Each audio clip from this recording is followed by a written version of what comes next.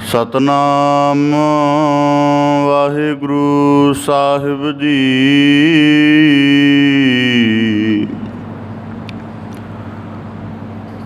ਸਭ ਤੇ ਊਤਮ ਹਰ ਕੀ ਕਥਾ, ਨਾਮ ਸੁਨਤ ਦਰਦ ਦੁਖ ਲਥਾ।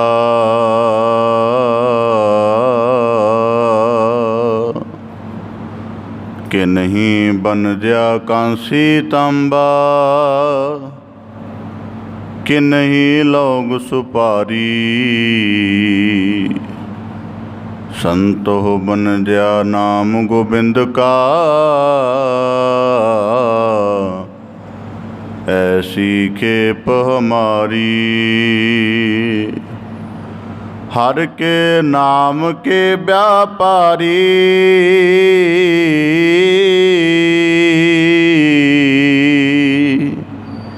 हीरा हाथ चढ़िया निर्मोलक।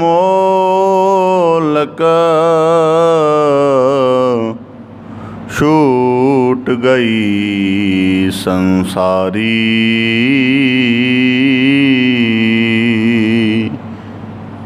अंतर गुर आराधना। जिह्वा जप गुर नाम, नेत्री सतगुर पेखना। श्रवणी सुनना गुर नाम। सतगुर सेती रत्या,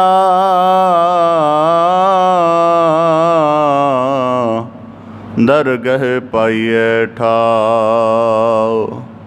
कहो नानक कृपा करे, जिसनो एह वथ दे। जग में उत्तम काढ़िए, विरले के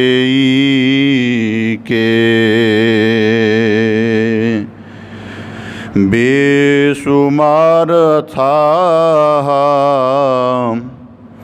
अगनत अतुल। जो बुलावो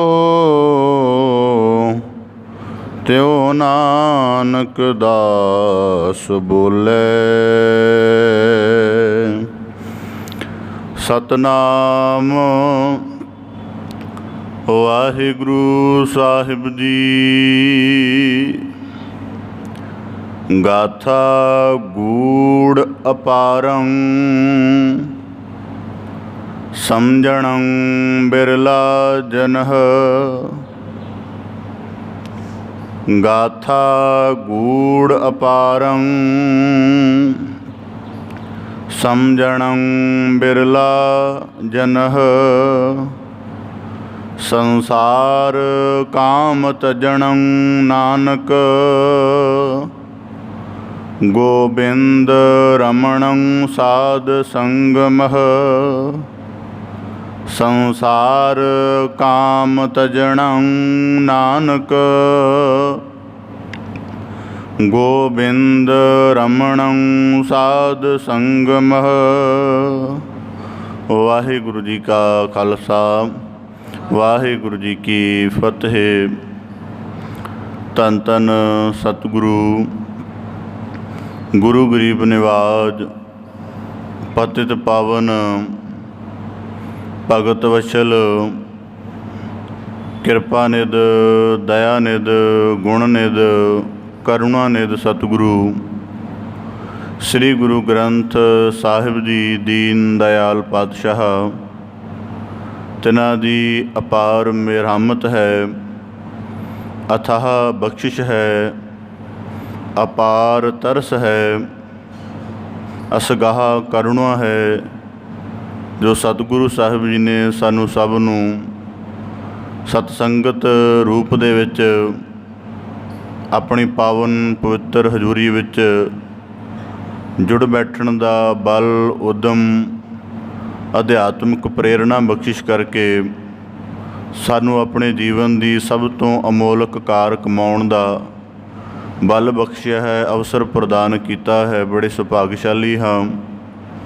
सतगुरु की मेहरामत नू सतगुरु की पावन पवित्र हजूरी विच जुड़ बैठ के अमृतमई बाणी दे कीर्तन द्वारा मानण दा प्राप्त करन दा यतन कर रहे सी।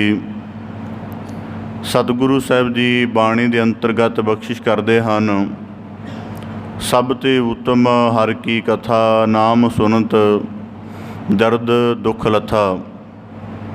बोलना, सुनना, विचारना, विश्लेषण करना मनुख दे चिंतनशील होण दे प्रमुख ते मुढ़ले लक्षण हैं। दुनिया दा हरेक मनुख अपने बोल की सांझ किसी न किसी नाल पाउणा चाहुंदा है, तां इस प्रकार हरेक संसार के जीव पास कथन की कहण की समर्था है।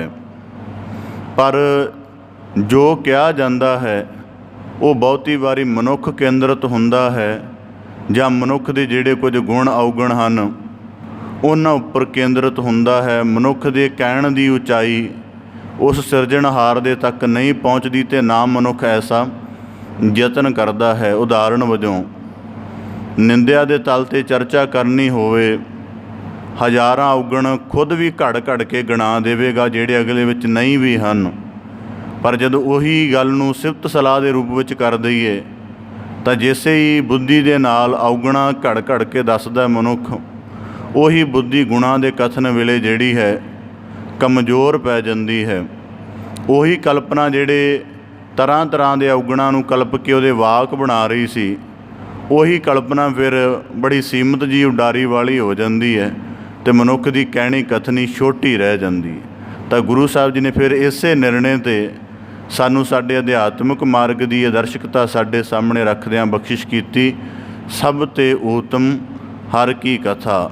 मनुख किन्नी भी बारीक, किन्नी भी सूझ भरी, किन्नी भी वो ज्ञान भरी, किन्नी भी तत्त ज्ञान के सहित गल क्यों ना करे, वो किसी न किसी पक्ष तो अधूरी रहेगी, भाव कि वो अंदर सत चिंतन की प्रतीत नहीं पैदा करेगी। तो गुरु साहब जी कहते सब ते उत्तम हर की कथा।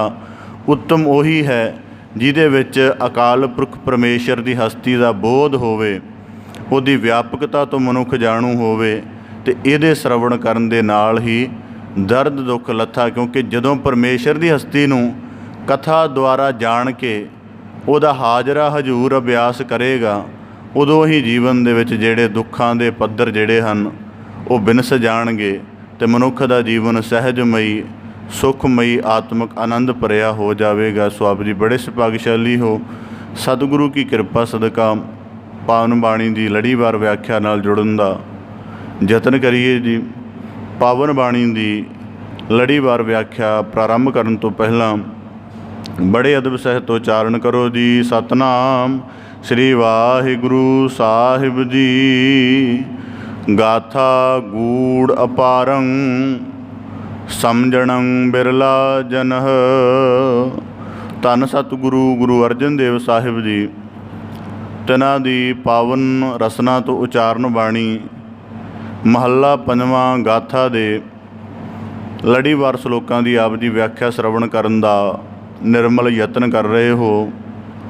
लड़ीवार बाणी व्याख्या के अंतर्गत गुरु साहब जी ने पिछले श्लोकां विच बख्शिश की सी कि भावना के सहित किया होया कोई भी कर्म जदों साध संगत रूप विच करते हाँ तो वह बड़ा उत्तम हुंदा ते उही जिहड़ा किया होया कर्म सफल हुंदा। इस करके रोज़ाना साध संगत का अभ्यास करो ताकि भावना प्रपक्क हो जाए। हुण भावना प्रपक्क होने के लिए यतन करना पैंदा है। जदों शरधा उपजती है, शरधा का भाव किसी हस्ती नूं किसी गुण तो समर्थ जाणिया है। हुण उहदी समर्थता दे विच साडा कुछ अनिश्चित जिहा यकीन बनिया, इनू शरधा कहा जाता है। फिर वो जदों जिस गुण की समर्था बारे सुन रखिया, जदों उहदे नाल वाबस्ता हो जाने हाँ, ਫਿਰ ਉਹ ਸ਼ਰਧਾ ਵਿਸ਼ਵਾਸ ਵਿੱਚ ਰੂਪਾਂਤਰਿਤ ਹੋ ਜਾਂਦੀ ਹੈ। ਵਿਸ਼ਵਾਸ ਤੋਂ ਬਾਅਦ ਇੱਕ ਦ੍ਰਿੜ ਭਰੋਸੇ ਦਾ ਆਲਮ ਪੱਕਦਾ ਹੈ। ਜਦੋਂ ਦ੍ਰਿੜ ਭਰੋਸਾ ਪੱਕਦਾ ਹੈ ਤੇ ਫਿਰ ਉਸ ਤੋਂ ਬਾਅਦ ਪ੍ਰੀਤ ਦਾ ਸਿਲਸਿਲਾ ਗੁਰਸਿੱਖ ਦੇ ਜੀਵਨ 'ਚ ਸ਼ੁਰੂ ਹੁੰਦਾ। ਤੇ ਗੁਰੂ ਅਰਜਨ ਸਾਹਿਬ ਜੀ ਨੇ ਬਖਸ਼ਿਸ਼ ਕੀਤੀ ਸੀ ਕਿ ਜਿਹੜੇ ਗੁਰਸਿੱਖ ਭਾਵਨਾ ਸਹਿਤ ਕਰਮ ਕਰਦੇ ਹਨ ਉਹੀ ਉੱਤਮ ਦਾਤ ਨੂੰ ਪ੍ਰਾਪਤ ਹੁੰਦੇ ਹਨ। ਲੜੀਵਾਰ ਬਾਣੀ ਦੇ ਅੰਤਰਗਤ ਸਤਿਗੁਰੂ ਸਾਹਿਬ ਜੀ ਅੱਜ ਵਾਲੇ ਸ਼ਲੋਕ ਵਿੱਚ ਬਖਸ਼ਿਸ਼ ਕਰਦੇ ਹਨ। ਗਾਥਾ ਗੂੜ ਅਪਾਰੰ ਸਮਝਣੰ ਬਿਰਲਾ ਜਨਹ। ਸਤਿਗੁਰੂ ਗੁਰੂ ਗ੍ਰੰਥ ਸਾਹਿਬ ਮਹਾਰਾਜ ਜੀ ਦੀ ਪਾਵਨ ਬਾਣੀਆਂ ਦਾ ਪਾਠ ਕੀਤਾ ਜਾਵੇ ਤਾਂ ਸੁਖਮਨੀ ਸਾਹਿਬ ਦੀ ਬਾਣੀ ਦਾ ਪਾਠ ਕਰਦੇ ਹਾਂ।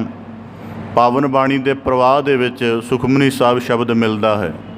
ਆਨੰਦ ਸਾਹਿਬ ਦੀ ਬਾਣੀ ਪੜ੍ਹਦੇ ਹਾਂ, ਆਨੰਦ ਸਾਹਿਬ ਦਾ ਸ਼ਬਦ ਆਨੰਦ ਸਾਹਿਬ ਦੀ ਬਾਣੀ ਪ੍ਰਵਾਹ ਦੇ ਅੰਤਰਗਤ ਮਿਲਦਾ ਹੈ। ਜਪਜੀ ਸਾਹਿਬ ਦੀ ਬਾਣੀ ਦਾ ਸ਼ਬਦ ਜਪ ਰੂਪ ਦੇ ਵਿੱਚ ਜਪਜੀ ਸਾਹਿਬ ਦੀ ਬਾਣੀ ਵਿੱਚ ਮਿਲਦਾ ਹੈ। ਇਸੇ ਪ੍ਰਕਾਰ ਮਹੱਲਾ ਪੰਜਵਾਂ ਗਾਥਾ ਇਹ ਬਾਣੀ ਹੈ। ਤਾਂ ਇਸ ਬਾਣੀ ਦੇ ਵਿੱਚ ਗਾਥਾ ਸ਼ਬਦ 3 ਵਾਰੀ ਗੁਰੂ ਸਾਹਿਬ ਜੀ ਨੇ ਪ੍ਰਯੋਗ ਕੀਤਾ ਹੋਇਆ ਹੈ। ਪਹਿਲੀ ਵਾਰੀ ਗਾਥਾ ਗੁੰਫ ਗੋਪਾਲ ਕਥੰ ਮਥੰ ਮਾਨ ਮਰਦਨ ਹੈ।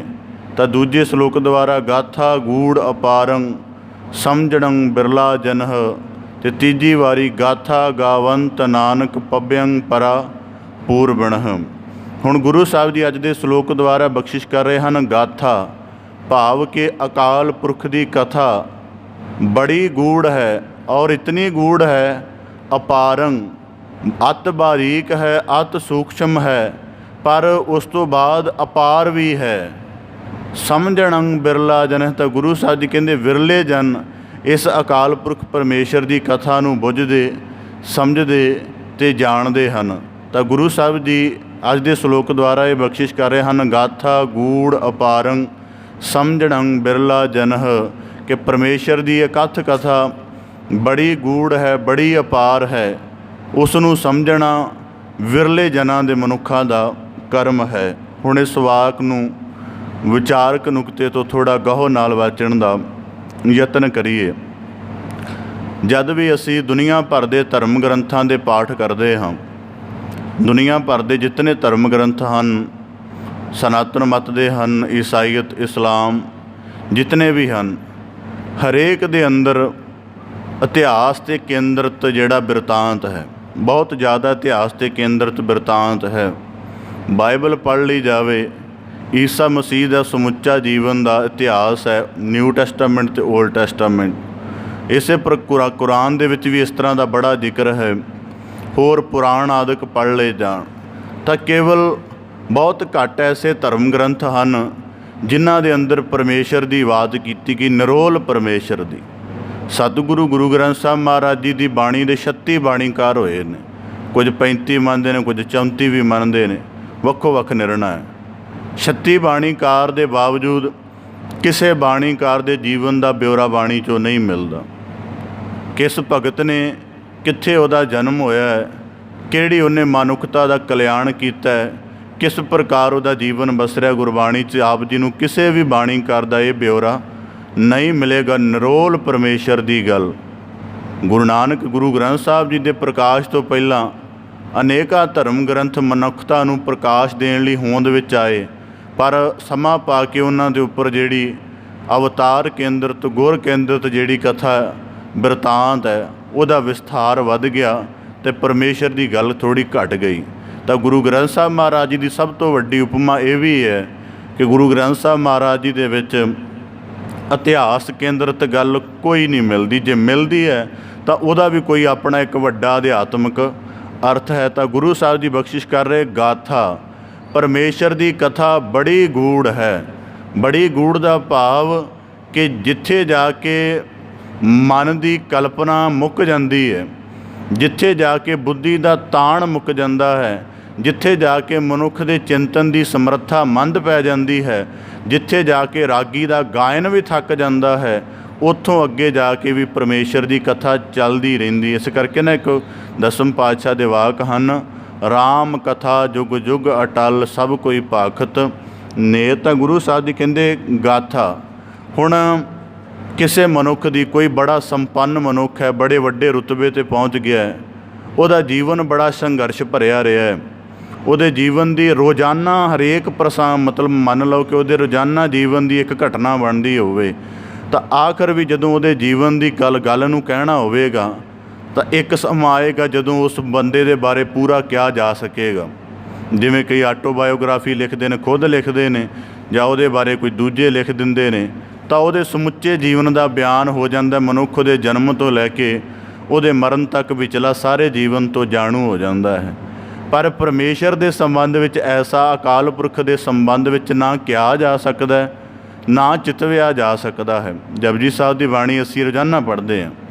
ਗੁਰੂ ਸਾਹਿਬ ਜੀ ਸੋਦਰ ਦੀ ਪੌੜੀ ਦੇ ਵਿੱਚ ਕਿੱਡਾ ਵੱਡਾ ਜ਼ਿਕਰ ਕਰਦੇ ਹਨ, ਫਿਰ ਵਿੱਚ ਨਿਰਣਾ ਕਰਦੇ ਹਨ, ਹੋਰ ਕੀਤੇ ਗਾਵਨ ਸੇ ਮੈਂ ਚੇਤਨਾ ਆਵਨ ਨਾਨਕ ਕਿਆ ਵਿਚਾਰੇ। ਕਿ ਮਾਲਕ ਮੈਂ ਠੀਕ ਹੈ ਕਿ ਤੇਰੇ ਅਗੰਮ ਅਗੋਚਰ ਅਕਥ ਸਰੂਪ ਨੂੰ ਜਾਣਿਆ, ਉਹਦਾ ਦੀਦਾਰ ਕੀਤਾ ਹੈ, ਉਹਦੇ ਅਨੁਭਵ ਨੂੰ ਮਾਣਿਆ, ਉਹਦੇ ਨਾਲ ਰੂਬਰੂ ਹੋਇਆ, ਪਰ ਇਹ ਇੰਨਾ ਕੁ ਨਹੀਂ ਹੈ। ਨਾਨਕ ਕਿਆ ਵਿਚਾਰੇ, ਮੈਂ ਕੀ ਕਹਿ ਸਕਦਾ। ਜਾਂ ਆਸਾ ਦੀ ਵਾਰ ਦੀ ਬਾਣੀ ਦੀ ਸਮਾਪਤੀ ਹੁੰਦੀ ਹੈ, ਵੱਡੇ ਕੀਆਂ ਵਡਿਆਈਆਂ ਕਿਛ ਕਹਿਣਾ ਕਹਿਣ ਨਾ ਜਾਏ, ਕਿੰਨੀਆਂ ਕੁ ਕਹਿ ਲਵਾਂ। ਗੁਰਬਾਣੀ 'ਚ ਵਾਕ ਆਉਂਦਾ, ਹਮਰੀ ਜਿਹਵਾ ਏਕ ਪ੍ਰਭ ਹਰ ਕੇ ਗੁਣ ਅਗਮ ਅਥਾਹ ਜਿਹਵਾ ਏਕ ਕਵਨ ਗੁਣ ਕਹੀਐ। ਕਿੰਨਾ ਕੁ ਕਹਿ ਲਵਾਂ। ਉਦਾਹਰਨ ਦੇ ਤੌਰ 'ਤੇ ਸੰਸਾਰ ਦੇ ਵਿੱਚ ਹੁਣ ਪਰਮੇਸ਼ਰ ਦੀ ਪਹਿਲੀ ਗੱਲ ਹੈ ਕਿ ਸਾਨੂੰ ਪਰਮੇਸ਼ਰ ਦੀ ਹਸਤੀ ਦਾ ਬੋਧ ਹੋਣਾ ਜ਼ਰੂਰੀ ਹੈ, ਅਤੇ ਉਹ ਬੋਧ ਕਥਾ ਦੁਆਰਾ ਹੀ ਹੁੰਦਾ। ਕੀਰਤਨ ਦੁਆਰਾ ਸਿਫਤ ਪੈਦਾ ਹੁੰਦੀ ਹੈ, ਬੋਧ ਉਹਦਾ ਕਥਾ ਦੁਆਰਾ ਪੈਦਾ ਹੁੰਦਾ। ਤਾਂ ਗੁਰੂ ਸਾਹਿਬ ਜੀ ਕਹਿੰਦੇ ਗਾਥਾ ਗੂੜ। ਹੁਣ ਬੰਦੇ ਨੇ ਗੂੜ ਸ਼ਬਦ ਨੂੰ ਸਮਝਣਾ ਹੋਵੇ ਤਾਂ ਗੂੜ ਸ਼ਬਦ ਕਿਵੇਂ ਹੋਵੇ। ਹੁਣ ਗੂੜ ਸ਼ਬਦ ਨੂੰ ਸਮਝਣ ਦੇ ਲਈ ਆਪ ਦੇ ਸਨਮੁਖ ਦ੍ਰਿਸ਼ਟਾਂਤ ਰੱਖਾਂ। ਉਦਾਹਰਨ ਦੇ ਤੌਰ 'ਤੇ ਅਕਾਲ ਪੁਰਖ ਬਾਰੇ ਇਸ ਗੁਰਬਾਣੀ ਜ਼ਿਕਰ ਆਉਂਦਾ, ਕੀਤਾ ਪਸਾਓ ਏਕੋ ਕਵਾਓ। ਪਰਮੇਸ਼ਰ ਨਿਰੋਲ ਹਸਤੀ ਇੱਕ ਹੈ। ਜਦੋਂ ਇੱਕੋ ਪਸਰਿਆ ਤਾਂ ਉਹ ਪਤਾ ਨਹੀਂ ਕਿੰਨੇ ਰੂਪਾਂ ਦੇ ਵਿੱਚ, ਕਿੰਨੇ ਆਕਾਰਾਂ ਦੇ ਵਿੱਚ, ਕਿੰਨੇ ਰੰਗਾਂ ਦੇ ਵਿੱਚ, ਕਿੰਨੀਆਂ ਦਿਸ਼ਾਵਾਂ ਵਿੱਚ, ਕਿੰਨਿਆਂ ਤਰੀਕਿਆਂ ਦੇ ਨਾਲ ਹੋਂਦ ਵਿੱਚ ਆ ਗਿਆ। ਹਸਤੀ ਇੱਕ ਹੈ। ਜਦੋਂ ਉਹਨੇ ਆਪਣਾ ਪਸਾਰ ਕੀਤਾ, ਬੜੇ ਰੂਪਾਂ ਦੇ ਵਿੱਚ ਹੋਂਦ ਵਿੱਚ ਆ ਗਈ। ਹੁਣ ਉਸ ਹਸਤੀ ਦੇ ਬੋਧ ਦੇ ਮੋਟੇ-ਮੋਟੇ ਨੁਕਤੇ ਬਣਾਉਣੇ ਹੋਣ ਕਿ ਉਹਦੀ ਹਸਤੀ ਦਾ ਬੋਧ ਕਿਵੇਂ ਹੁੰਦਾ ਹੈ। ਸਭ ਤੋਂ ਪਹਿਲਾਂ ਜੋਤ ਰੂਪ ਕਰਕੇ ਵਿਆਪਕਤਾ, ਆਤਮ ਸੱਤਾ ਕਰਕੇ ਵਿਆਪਕਤਾ, ਕਿ ਅਕਾਲ ਪੁਰਖ ਕਰਤਾ ਪੁਰਖ ਹੈ, ਉਹਦੀ ਹਸਤੀ ਗੂੜ ਕਿਵੇਂ ਹੈ, ਉਹਨੂੰ ਪਹਿਲਾਂ ਸਭ ਤੋਂ ਪਹਿਲਾਂ ਜੋਤ ਰੂਪ ਦੇ ਨੁਕਤੇ ਤੋਂ ਸਮਝਣ ਦਾ ਯਤਨ ਕਰੀਏ। ਹੁਣ ਮਨੁੱਖ ਦੇ ਸਰੀਰ ਵਿੱਚ ਦਿਲ ਹੈ, ਉਹਦਾ ਨਿਸ਼ਚਿਤ ਆਕਾਰ ਹੈ। ਮਨੁੱਖ ਦੇ ਹਰੇਕ ਅੰਗ ਦਾ ਨਿਸ਼ਚਿਤ ਆਕਾਰ ਹੈ। ਇੱਕ ਚਿੜੀ ਵਰਗਾ ਛੋਟਾ ਜੀਵ ਹੈ, ਉਹਦੇ ਅੰਦਰ ਵੀ ਦਿਲ ਦਾ ਇੱਕ ਆਕਾਰ ਹੈ, ਚਾਹੇ ਬਹੁਤ ਛੋਟਾ ਹੋਵੇ।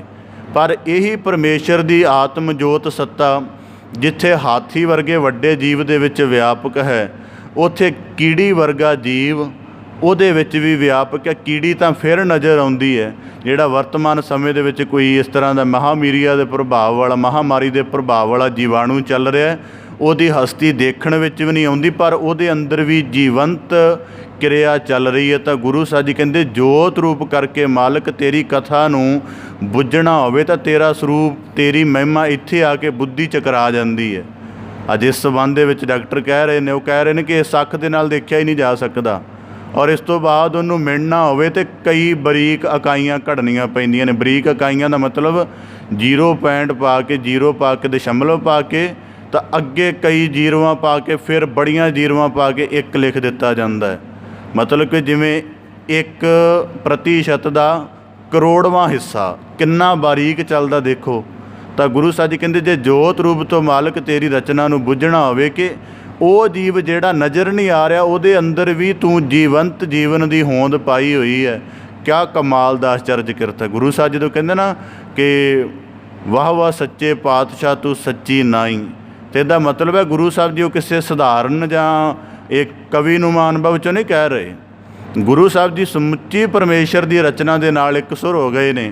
ਅਤੇ ਜਦੋਂ ਉਸ ਵਿਸ਼ਾਲ ਰਚਨਾ ਦਾ ਦੀਦਾਰ ਗੁਰੂ ਸੁਰਤ ਦੇ ਅੰਦਰ ਦਰਸ਼ਨ ਰੂਪ 'ਚ ਪ੍ਰਗਟ ਹੋਇਆ, ਤਾਂ ਫਿਰ ਗੁਰੂ ਸਾਹਿਬ ਜੀ ਨੇ ਬੜੀ ਜਗ੍ਹਾ ਕਿਹਾ ਕਿ ਬਲਿਹਾਰੀ ਕੁਦਰਤ ਵਸਿਆ ਤੇਰਾ ਅੰਤ ਨਾ ਜਾਈ। ਲਖਿਆ ਪਹਿਲਾ ਨੁਕਤਾ ਸੀ ਵਿਚਾਰਿਆ ਕਿ ਜੇ ਜੋਤ ਰੂਪ ਕਰਕੇ, ਆਤਮ ਸੱਤਾ ਕਰਕੇ ਪਰਮੇਸ਼ਰ ਦੀ ਹਸਤੀ ਨੂੰ, ਉਹਦੀ ਕਥਾ ਨੂੰ ਕਹਿਣਾ ਚਾਹੀਏ ਤਾਂ ਗੂੜ ਹੈ, ਨਹੀਂ ਬੁੱਝਣ ਦੇ ਵਿੱਚ ਆਉਂਦੀ। ਹੁਣ ਅਗਲਾ ਗੱਲ ਹੈ ਆਕਾਰ। ਦੁਨੀਆ ਦੇ ਵਿੱਚ ਕਿਤਨੇ ਆਕਾਰ ਨੇ, ਮਨੁੱਖਾਂ ਦੇ ਆਕਾਰ ਨੇ, ਪਸ਼ੂ ਪੰਛੀਆਂ ਦੇ ਆਕਾਰ ਨੇ, ਔਰ ਉਹ ਆਕਾਰ ਐਸੇ ਨੇ ਜਲ ਵਿੱਚ ਵੀ ਵਿਆਪਕ ਨੇ, ਥਲ ਦੇ ਉੱਪਰ ਵੀ ਵਿਆਪਕ ਨੇ ਅਤੇ ਆਕਾਸ਼ ਵਿੱਚ ਵੀ ਵਿਆਪਕ ਨੇ। ਹੁਣ ਇੱਕ ਤਰ੍ਹਾਂ ਦਾ ਹੁਣ ਮਨੁੱਖਾਂ ਦੀ ਹੀ ਗੱਲ ਕਰ ਲਈ ਜਾਵੇ, ਇੱਕ ਮਨੁੱਖ ਦੀ ਸੂਰਤ ਦੂਜੇ ਨਾਲ ਨਹੀਂ ਜੁੜਦੀ। ਉਹੀ ਮਾਤਾ ਪਿਤਾ ਨੇ, ਉਹਨਾਂ ਤੋਂ ਪੈਦਾ ਹੋਣ ਵਾਲਾ ਬੱਚਾ, ਉਹਦਾ ਰੂਪ ਭਿੰਨ ਹੈ, ਰੰਗ ਭਿੰਨ ਹੈ, ਸੁਭਾਅ ਭਿੰਨ ਹੈ, ਉਹਦੀਆਂ ਆਦਤਾਂ ਭਿੰਨ ਨੇ। ਤਾਂ ਗੁਰਬਾਣੀ 'ਚ ਪਰਮੇਸ਼ਰ ਦੀ ਕਥਾ ਬਾਰੇ ਗੁਰੂ ਸਾਹਿਬ ਜੀ ਕਹਿੰਦੇ, ਮੇਰਾ ਕਰਤੈ ਇੱਕ ਖੇਲ ਉਪਾਇਆ, ਕੋਏ ਨਾ ਕਿਸ ਹੀ ਜਿਹਾ ਉਪਾਇਆ। ਸੁਨਿਆਰ ਗਹਿਣੇ ਘੜਦਾ ਨਾ, ਇੱਕ ਗਹਿਣਾ ਘੜੇ ਤੇ ਉਸ ਤਰ੍ਹਾਂ ਦੇ ਭਾਵੇਂ ਹਜ਼ਾਰਾਂ ਕਢਵਾ ਲਓ। ਨਵੇਂ ਗਹਿਣੇ ਘੜਨੇ ਹੋਣ ਨਾ ਤਾਂ ਉਹ ਕਿਸੇ ਇੰਜੀਨੀਅਰ ਦੇ ਨਾਲ ਸਲਾਹ ਕਰਦਾ ਕਿ ਇਹਦਾ ਪਹਿਲਾਂ ਡਿਜ਼ਾਈਨ ਪਾਸ ਕੀਤਾ ਜਾਵੇ, ਫਿਰ ਉਹ ਜਾ ਕੇ ਨਵੇਂ ਪ੍ਰਕਾਰ ਦੇ ਗਹਿਣੇ ਬਣਾਉਂਦਾ ਹੈ। ਨਹੀਂ ਤਾਂ ਆਮ ਕਰਕੇ ਦੇਖਣਾ ਗਹਿਣਿਆਂ ਦਾ ਆਕਾਰ ਲਗਭਗ ਥੋੜ੍ਹਾ ਬਹੁਤਾ ਇੱਕੋ ਜਿਹਾ ਹੀ ਹੁੰਦਾ ਹੈ। ਪਰਮੇਸ਼ਰ ਤੋਂ ਰਚਨਾ ਹੁੰਦੀ ਹੈ ਸਾਰੇ ਜੀਵਾਂ ਦੀ, ਕਿਸੇ ਜੀਵ ਦਾ ਆਕਾਰ ਇੱਕੋ ਜਿਹਾ ਨਹੀਂ, ਕਿਸੇ ਜੀਵ ਦਾ ਰੰਗ ਇੱਕੋ ਜਿਹਾ ਨਹੀਂ। ਤਾਂ ਗੁਰੂ ਸਾਹਿਬ ਜੀ ਕਹਿੰਦੇ ਜੇ ਇਸ ਨੁਕਤੇ ਤੋਂ ਮਾਲਕ ਤੇਰੀ ਕਥਾ ਨੂੰ ਬੁੱਝਣਾ ਚਾਹੀਏ ਤਾਂ ਵੀ ਗੂੜ ਹੈ। ਇੰਨੇ ਆਕਾਰ ਤੇਰੇ ਨੇ ਕਿ ਇੰਨੇ ਜ਼ਿਆਦਾ ਆਕਾਰ, ਔਰ ਆਕਾਰ ਤੋਂ ਰਹਿਤ ਵੀ ਹੈ, ਆਕਾਰਾਂ ਵਿੱਚ ਵੀ ਹੈ, ਆਕਾਰ ਤੋਂ ਰਹਿਤ ਵੀ ਹੈ। ਤਾਂ ਗੁਰੂ ਸਾਹਿਬ ਜੀ ਕਹਿੰਦੇ ਦੂਜਾ ਨੁਕਤਾ ਜੇ ਆਕਾਰ ਕਰਕੇ ਕਿ ਕਿੱਡੇ ਕਿੱਡੇ ਵੱਡੇ, ਜਿਵੇਂ ਹੁਣ ਉਦਾਹਰਨ ਦੇ ਤੌਰ 'ਤੇ ਉਹੀ ਮੱਛੀ ਦਾ ਪੂੰਗ ਹੁੰਦਾ ਜਿਹੜਾ ਬੜਾ ਨਿੱਕਾ ਹੁੰਦਾ ਹੈ, ਅਤੇ ਉਹੀ ਮੱਛੀ ਦਾ ਵਿਸਥਾਰ ਹੋ ਜਾਂਦਾ ਹੈ ਜਿਹੜੀ ਕਿਲੋਮੀਟਰਾਂ ਦੇ ਹਿਸਾਬ ਨਾਲ ਲੰਬੀ ਹੁੰਦੀ ਹੈ, ਕਈ ਸੌ ਮੀਟਰਾਂ ਦੇ ਹਿਸਾਬ ਨਾਲ ਲੰਬੀ ਹੁੰਦੀ ਹੈ। ਗੁਰੂ ਸਾਹਿਬ ਜੀ ਕਹਿੰਦੇ ਆਕਾਰ ਕਰਕੇ ਵੀ ਮਾਲਕ ਤੇਰੀ ਹਸਤੀ ਦਾ ਪਾਰਾਵਾਰ ਨਹੀਂ ਪਾਇਆ ਜਾ ਸਕਦਾ। ਇਹ ਵੀ ਬੜੀ ਗੂੜ ਗੱਲ ਹੈ। ਹੁਣ ਅੱਗੇ ਜਾ ਕੇ ਸੁੰਦਰਤਾ ਕਰਕੇ, ਹੁਣ ਜੇ ਇਕੱਲੀ ਮਨੁੱਖ ਦੇ ਰੂਪ ਦੀ ਸੁੰਦਰਤਾ ਹੈ ਤਾਂ ਪ੍ਰਕਿਰਤੀ ਦੀ ਵੀ ਸੁੰਦਰਤਾ ਹੈ। ਇੱਕ ਮੈਂ ਪਿਛਲੇ ਸਮੇਂ 'ਚ ਆਪਣਾ ਫੋਟੋਗ੍ਰਾਫੀ ਦੇ ਸ਼ੌਂਕ ਕਰਕੇ ਇੱਕ ਨਾ ਪ੍ਰੋਜੈਕਟ ਦੇਖਿਆ, ਉਹਦਾ ਨਾ ਪੈਰਾਡਾਈਜ਼ ਲੋਸਟ। ਉਹਦੇ ਵਿੱਚ ਉਹਨਾਂ ਨੇ 4-5 ਸਾਲਾਂ ਦੀ ਮਿਹਨਤ ਨਾਲ ਔਰ ਦਿਨ ਰਾਤ ਕੈਮਰੇ ਲਗਾ ਕੇ ਦੇਖਿਆ ਇੱਕ ਅਚਰਜ ਤਰ੍ਹਾਂ ਦੇ ਜੀਵ, ਬੜੇ ਲੱਖਾਂ ਡਾਲਰਾਂ ਦਾ ਪ੍ਰੋਜੈਕਟ ਸੀ। ਉਹਦੇ ਵਿੱਚ ਅਜਿਹੇ ਜੀਵ ਜਿਨ੍ਹਾਂ ਦੇ ਸਰੀਰ ਵਿੱਚ, ਉਹਨਾਂ ਦੇ ਰੰਗਾਂ ਵਿੱਚ, ਉਹਨਾਂ ਦੀ ਗਰਦਸ਼ ਦੇ ਵਿੱਚ ਮਾਲਕ ਨੇ ਇਹੋ ਜਿਹਾ ਕੁਝ ਬਣਾਇਆ ਹੋਇਆ ਕਿ ਦੇਖ ਕੇ ਬੁੱਧੀ ਚਕਿਤ ਰਹਿ ਜਾਂਦੀ ਹੈ ਅਤੇ ਉਹ ਆਮ ਕਰਕੇ ਜੀਵ ਨਜ਼ਰ ਵੀ ਨਹੀਂ ਆਉਂਦੇ। ਤਾਂ ਗੁਰੂ ਸਾਹਿਬ ਜੀ ਸੁੰਦਰਤਾ ਕਰਕੇ ਮਨੁੱਖ ਆਪਣੀ ਸੁੰਦਰਤਾ ਦਾ ਮਾਣ ਕਰਦਾ ਹੈ। ਜਰਾ ਮੋਰ ਸਾਹਮਣੇ ਪੈਲ ਪੈਂਦਾ ਹੋਵੇ ਅਤੇ ਮਨੁੱਖ ਦੀ ਸੁੰਦਰਤਾ ਦੇ ਸਾਹਮਣੇ ਕੱਖ ਨਹੀਂ ਰਹਿੰਦੀ। ਮੋਰ ਤੋਂ ਵੀ ਸੋਹਣੇ ਕਈ ਜੀਵ ਪਏ ਹਨ, ਜਿਵੇਂ ਸਾਨੂੰ ਸਾਡੇ ਇੱਧਰ ਭਾਰਤੀ ਉਪ ਮਹਾਂਦੀਪ 'ਚ ਮੋਰ ਜਿਸ ਤਰ੍ਹਾਂ ਦਾ ਮਿਲਦਾ ਹੈ।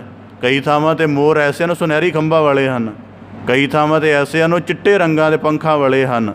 ਤਾਂ ਗੁਰੂ ਸਾਹਿਬ ਜੀ ਕਹਿੰਦੇ ਇਸੇ ਪ੍ਰਕਾਰ ਜੇ ਮਾਲਕ ਸੁੰਦਰਤਾ ਕਰਕੇ ਤੇਰਾ ਅੰਤ ਪਾਉਣਾ ਹੋਵੇ ਤਾਂ ਵੀ ਤੇਰਾ ਅੰਤ ਨਹੀਂ ਹੈ। ਤਾਂ ਇਸ ਤੋਂ ਬਾਅਦ ਗੁਰੂ ਸਾਹਿਬ ਜੀ ਕਹਿੰਦੇ ਵਿਆਪਕਤਾ ਕਰਕੇ, ਹੁਣ ਉਦਾਹਰਨ ਦੇ ਤੌਰ 'ਤੇ ਵਿਆਪਕ ਦਾ ਮਤਲਬ ਹੈ ਸਾਡੀ ਪਹੁੰਚ ਕੀ ਹੈ। ਮੰਨ ਲਓ ਸਾਡੇ ਪਾਸ ਹਵਾਈ ਜਹਾਜ਼ ਆਪਣਾ ਹੋਵੇ, ਕਿੰਨੇ ਕੁ ਦੇਸ਼ ਵੱਧ ਤੋਂ ਵੱਧ ਸਾਰਾ ਵਿਸ਼ਵ ਘੁੰਮ ਸਕਦੇ ਹਾਂ, ਉਹ ਵੀ ਉੱਪਰੀ ਪੱਧਰ 'ਤੇ ਘੁੰਮ ਸਕਦੇ ਹਾਂ, ਉਹਦੀ ਹੇਠਲੀ ਸੱਤਾ 'ਤੇ ਨਹੀਂ ਜਾ ਸਕਦੇ। ਪਰ ਮਾਲਕ ਹੇਠਲੀ ਸੱਤਾ ਦੇ ਵਿਆਪਕ ਹੈ ਕਿ ਹਜ਼ਾਰਾਂ ਫੁੱਟ ਡੂੰਘਾ ਬੋਰ ਕੀਤਾ ਜਾਂਦਾ ਹੈ ਅਤੇ ਉਹਦੀ ਹੇਠਲੀ ਸੱਤਾ ਜਦੋਂ ਪਾਣੀ ਨਿਕਲਦਾ ਹੈ ਉਹਦੇ ਵਿੱਚੋਂ ਵੀ ਕੁਝ ਜੀਵ ਹੋਂਦ ਵਿੱਚ ਆ ਜਾਂਦੇ ਨੇ। ਵੱਡੀਆਂ ਚਟਾਨਾਂ ਤੋੜੀਆਂ ਜਾਂਦੀਆਂ ਨੇ ਅਤੇ ਚਟਾਨਾਂ ਦੇ ਅੰਦਰ ਵੀ ਤੂੰ ਆਪਣੇ ਜੀਵ ਪੈਦਾ ਕਰਕੇ ਉਹਨਾਂ ਦਾ ਰਿਜ਼ਕ ਵੀ ਉੱਥੇ ਪਹੁੰਚਾਇਆ। ਕਿਆ ਤੇਰੀ ਵਿਆਪਕਤਾ ਹੈ। ਅਤੇ ਕਈ ਪੰਛੀ ਐਸੇ ਹਨ ਜਿਹੜੇ ਕੇਵਲ ਆਕਾਸ਼ ਵਿੱਚ ਹੀ ਰਹਿੰਦੇ ਹਨ, ਆਕਾਸ਼ ਹੀ ਉਹਨਾਂ ਦਾ ਆਧਾਰ ਹੈ। ਆਮ ਕਰਕੇ ਪੰਛੀ ਆਲ੍ਹਣੇ 'ਚ ਰਹਿੰਦਾ ਹੈ। ਕਈ ਪੰਛੀ ਐਸੇ ਵੀ ਮਿਲਦੇ ਹਨ। ਇੰਨੇ ਬ੍ਰਹਿਮੰਡ ਹਨ, ਟਿਕਾਉਣ ਦਾ ਕੋਈ ਟਿਕਾਣਾ ਨਹੀਂ, ਆਪਣੇ ਆਪ ਟਿਕੇ ਹੋਏ ਹਨ ਔਰ ਸਾਰੇ ਪਾਸੇ ਵਿਆਪਕ ਹੈ। ਜਿਮੀ ਜਮਾਨ ਕਹਿ ਬਿਖੈ ਸਮਸਤ ਇੱਕ ਜੋਤ ਹੈ, ਨਾ ਘਾਟ ਹੈ ਨਾ ਬਾੜ ਹੈ ਨਾ ਘਾਟ ਬਾੜ ਹੋਤ ਹੈ। ਗੁਰੂ ਸਾਹਿਬ ਜੀ ਕਹਿੰਦੇ ਜੇ ਤੇਰੀ ਵਿਆਪਕਤਾ ਕਰਕੇ ਤੇਰੀ ਕਥਾ ਕਹਿਣੀ ਚਾਹਵਾਂ ਮਾਲਕ, ਇਹ ਵੀ ਬੜੀ ਗੂੜ ਹੈ। ਇਸ ਤੋਂ ਅਗਲਾ ਜ਼ਿਕਰ ਹੈ ਦਾਤਾਰ ਰੂਪ ਕਰਕੇ। ਹੁਣ ਰਚਨਾ ਵੀ ਸਾਜੀ ਹੈ, ਉਹਨੂੰ ਰੂਪ ਵੀ ਦਿੱਤਾ ਹੈ, ਰੰਗ ਵੀ ਦਿੱਤਾ, ਆਕਾਰ ਵੀ ਦਿੱਤਾ ਹੈ, ਸੁੰਦਰਤਾ ਵੀ ਦਿੱਤੀ ਹੈ। ਹੁਣ ਉਸ ਤੋਂ ਅਗਲਾ ਪੱਧਰ ਹੈ ਰਸ ਕਰਕੇ। ਜੇ ਅਸੀਂ ਰਸ ਕਰਕੇ ਹਸਤੀ ਦਾ ਬੋਧ ਕਰੀਏ, ਸੰਗੀਤ ਦਾ ਆਪਣਾ ਰਸ ਹੈ, ਫਲ ਦਾ ਆਪਣਾ ਰਸ ਹੈ, ਮੋਹ ਦਾ ਆਪਣਾ ਰਸ ਹੈ, ਹਵਾ ਦਾ ਆਪਣਾ ਰਸ ਹੈ, ਪਾਣੀ ਦਾ ਇੱਕ ਆਪਣਾ ਰਸ ਹੈ। ਤਾਂ ਗੁਰੂ ਸਾਹਿਬ ਜੀ ਕਹਿੰਦੇ ਜੇ ਮੈਂ ਰਸਾਂ ਦਾ ਬੋਧ ਕਰਨਾ ਚਾਹਵਾਂ ਕਿ ਤੂੰ ਕਿੰਨਾ ਮਿੱਠਾ ਹੈ ਕਿੰਨਾ ਫਿੱਕਾ, ਤਾਂ ਗੁਰੂ ਸਾਹਿਬ ਜੀ ਕਹਿੰਦੇ ਇਹ ਵੀ ਗੱਲ ਗੂੜ ਰਹੇਗੀ। ਉਦਾਹਰਨ ਦੇ ਤੌਰ 'ਤੇ ਸਾਡੀ ਰਸਨਾ ਦੇ ਜ਼ੁਬਾਨ ਦੇ ਰਸਨਾ ਦੇ ਜਿਹੜੇ ਸਵਾਦ ਚੱਖਣ ਦੀ ਜਾਂ ਰਸ ਦਾ ਬੁੱਧੀ ਦੇ ਬੋਧ ਕਰਨ ਦੀ ਸਮਰੱਥਾ ਹੈ, ਉਹ ਵੀ ਤਾਂ ਇੱਕ ਸੀਮਾ 'ਚ ਹੈ। ਜਿਵੇਂ ਉਦਾਹਰਨ ਦੇ ਤੌਰ 'ਤੇ ਤਾਂ ਇਸੇ ਕਰਕੇ ਗੁਰੂ ਸਾਹਿਬ ਜੀ ਕਹਿੰਦੇ ਜੇ ਰਸ ਕਰਕੇ ਤੇਰੀ ਮਾਲਕ ਕਥਾ ਕਹਿਣੀ ਚਾਹਵਾਂ ਅਤੇ ਅਨੇਕਾਂ ਕਰੋੜਾਂ ਰਸ ਤੇਰੇ ਤੋਂ ਪੈਦਾ ਹੁੰਦੇ ਹਨ, ਅਥਾਹ ਰਸ ਪੈਦਾ ਹੁੰਦੇ ਨੇ। ਤਾਂ ਅੱਗੇ ਜਾ ਕੇ ਕਹਿੰਦੇ ਦਾਤਾਰ। ਫਿਰ ਸਭ ਤੋਂ ਵੱਡੀ ਗੱਲ ਇਹਨਾਂ ਸਾਰਿਆਂ ਨੂੰ ਸੰਭਾਲ ਰਿਹਾ ਹੈ। ਗੁਰੂ ਸਾਹਿਬ ਜੀ ਵੇਖੋ ਕਿੱਡਾ ਉਹ ਵਸਮਾਦੀ ਭਾਵ ਹੈ। ਤਾਂ ਉਹ ਕਹਿ ਰਹੇ ਹਨ ਕਿ ਸੋ ਦਰ ਤੇਰਾ ਕਿਹਾ ਸੋ ਘਰ ਕਿਹਾ ਜਿਤਵੈ ਸਰਬ ਸੰਭਾਲੇ, ਕਿ ਇਹ ਤਾਂ ਮੈਨੂੰ ਨਜ਼ਰ ਆਉਂਦਾ ਹੈ ਕਿ ਆ ਜਿਹੜੇ ਮਨੁੱਖ ਧਰਤੀ 'ਤੇ ਰਹਿੰਦੇ ਨੇ, ਇਹਨਾਂ ਨੇ ਘਰ ਮਕਾਨ ਬਣਾਏ ਨੇ, ਬਕਾਇਦਾ ਆਪਣੀ ਸਹੂਲਤਾਂ ਦੇ ਸਾਰੇ ਵਸੀਲੇ ਸਿਰਜੇ ਨੇ ਅਤੇ ਆਰਾਮ ਨਾਲ ਰਹਿ ਰਹੇ ਨੇ। ਪਰ ਉਹ ਜਿਹੜੇ ਜੀਵ ਜਿਨ੍ਹਾਂ ਵਿੱਚ ਨਾ ਮਨੁੱਖ ਵਰਗੀ ਅਕਲ ਹੈ ਨਾ ਮਨੁੱਖ ਵਰਗਾ ਬਲ ਹੈ, ਉਹਨਾਂ ਦੀ ਵੀ ਸੰਭਾਲ ਤੂੰ ਮਾਲਕ ਕਿਸ ਪ੍ਰਕਾਰ ਕਰਦਾ ਹੈ। ਤਾਂ ਗੁਰੂ ਸਾਹਿਬ ਜੀ ਕਹਿੰਦੇ ਇਹ ਵੀ ਅਚਰਜ ਗੱਲ ਹੈ। ਸਵਈਆਂ ਦੇ ਵਿੱਚ ਵਾਕ ਆਉਂਦੇ ਹਨ, ਵਾਹੋ ਵਾਹੋ ਕਾ ਵੱਡਾ ਤਮਾਸ਼ਾ। ਤਾਂ ਮੇਰੇ ਕਿਸੇ ਕਾਰੋਬਾਰੀ ਜਾਣਕਾਰ ਹੈ, ਤਾਂ ਇੱਕ ਵਾਰੀ ਉਹਨਾਂ ਦੇ ਨਾਲ ਮੇਰਾ ਜਾਣ ਦਾ ਤਾਲੁਕ ਬਣਿਆ ਕੁਝ, ਤਾਂ ਉਹ ਕਹਿੰਦੇ ਜੀ ਮੈਂ ਤੁਹਾਡੇ ਨਾਲ ਗੱਲ ਕਰਨੀ, ਤੁਹਾਡੇ ਨਾਲ ਹੀ ਕਰਨ ਵਾਲੀ ਹੈ। ਮੈਂ ਕਿਹਾ ਜੀ ਜ਼ਰੂਰ ਕਰੋ। ਕਹਿਣ ਲੱਗੇ ਕਿ ਦੇਖੋ 40-50 ਸਾਲ ਹੋ ਗਏ ਮੇਰੇ ਪਿਤਾ ਜੀ ਇਸ ਕਾਰਖਾਨੇ ਨੂੰ ਐਸਟੈਬਲਿਸ਼ ਕਰ ਗਏ ਸਨ, ਆਪਣੇ ਜੀਵਨ ਦੇ ਵਿੱਚ ਚੰਗੀ ਤਰ੍ਹਾਂ ਚੱਲ ਰਿਹਾ ਸੀ। ਉਸ ਤੋਂ ਬਾਅਦ ਕਹਿੰਦੇ ਉਹਦੀ ਚੱਲਦੀ ਰਫਤਾਰ ਨੂੰ ਮੈਂ ਸੰਭਾਲਿਆ। ਕਹਿੰਦਾ ਮੇਰੇ 2 ਬੇਟੇ ਉੱਚ ਕੋਟੀ ਦੇ ਇੰਜੀਨੀਅਰ ਨੇ, ਅਸੀਂ 3 ਜਾਣੇ ਇਸ ਕਾਰਖਾਨੇ ਨੂੰ ਚਲਾਉਂਦੇ ਹਾਂ। 2-3 ਵੱਡੇ ਅਸੀਂ ਮੈਨੇਜਰ ਵੀ ਰੱਖੇ ਹੋਏ ਨੇ। ਕਰੀਬਨ 80-90 ਸਾਡੀ ਕੰਪਨੀ ਦੇ ਵਿੱਚ ਸਾਡੇ ਕਾਰਖਾਨੇ 'ਚ ਮੁਲਾਜ਼ਮ ਕੰਮ ਕਰਦੇ ਨੇ। ਸਾਰਾ ਕੁਝ ਸਾਡੇ ਕੋਲ ਚੰਗਾ ਹੈ, ਬੁੱਧੀ ਵੀ ਹੈ, ਪੈਸਾ ਵੀ ਹੈ, ਸਾਡੇ ਸੋਰਸ ਵੀ ਬੜੇ ਕਾਮਯਾਬ ਨੇ। ਪਰ ਫਿਰ ਵੀ ਅਕਸਰ ਥੋੜ੍ਹੀ ਬਹੁਤੀ ਚਿੰਤਾ ਮਨ 'ਚ ਬਣੀ ਰਹਿੰਦੀ ਹੈ ਕਿ ਇਸ ਕਾਰਖਾਨੇ ਨੂੰ ਲਗਾਤਾਰ ਚੱਲਦਾ ਕਿਵੇਂ ਰੱਖ ਛੱਡੀਏ। ਭਾਵੇਂ ਕਹਿੰਦਾ ਬੜੇ ਵੱਡੇ ਬਜਟ ਨੇ ਸਾਡੇ, ਕਹਿੰਦਾ ਫਿਰ ਵੀ ਚਿੰਤਾ ਰਹਿੰਦੀ ਹੈ।